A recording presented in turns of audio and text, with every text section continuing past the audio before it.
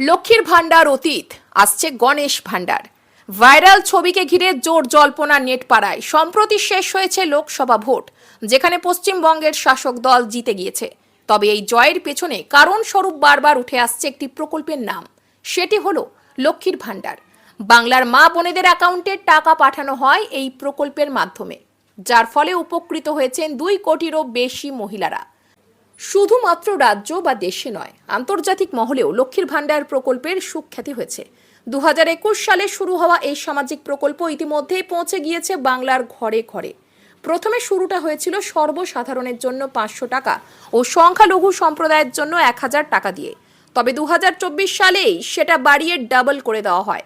তাই বর্তমানে জেনারেল কাস্টের মেয়েরা মাসে 1000 টাকা ও তফসিলি শ্রেণীর মহিলাদের 1200 টাকা করে ভাতা দেওয়া হচ্ছে। লক্ষ্মীর ভান্ডার মূলত 25 বছর থেকে 60 বছরের মহিলাদের দেওয়া হয়। তবে মহিলাদের মাসিক ভাতা দেওয়া হলেও পুরুষদের জন্য সেটা নেই। তাই এবার সোশ্যাল মিডিয়াতে শুরু হয়েছে জোর সওয়াল। এতেই শুরু হয়েছে জল্পনা। নেট পাড়ায় অনেকের দাবি, আমরা পুরুষেরা কি দোষ করলাম, আমাদের জন্য দিদি কিছু ভান্ডার চালু করুন।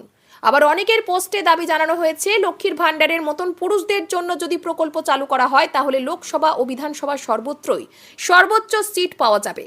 এই নিয়ে রীতিমতো মিম তৈরিও শুরু হয়ে গিয়েছে সোশ্যাল মিডিয়াতে। এক নেটিজন তো পুরুষদের জন্য প্রকল্প হলে তার কি নাম হবে সেটাও আন্দাজ করেছেন। নতুন প্রকল্পের নাম হওয়া উচিত গণেশ ভান্ডার। এই ছবিতে হু হু করে বাড়ছে লাইকের সংখ্যা। যদিও এর সবটাই জল্পনা মাত্র। যদি কোনো প্রকল্প আসেও তাহলে সেটা সরকারই বলতে পারবে। প্রসঙ্গত, লক্ষ্মীর ভান্ডার নিয়ে তৈরি হওয়া মিম নিয়ে মুখ খুলেছেন অভিনেতা পরমব্রতর স্ত্রী পিয়া চক্রবর্তী। তিনি এই জাতীয় মিমের প্রতিবাদ জানিয়েছেন।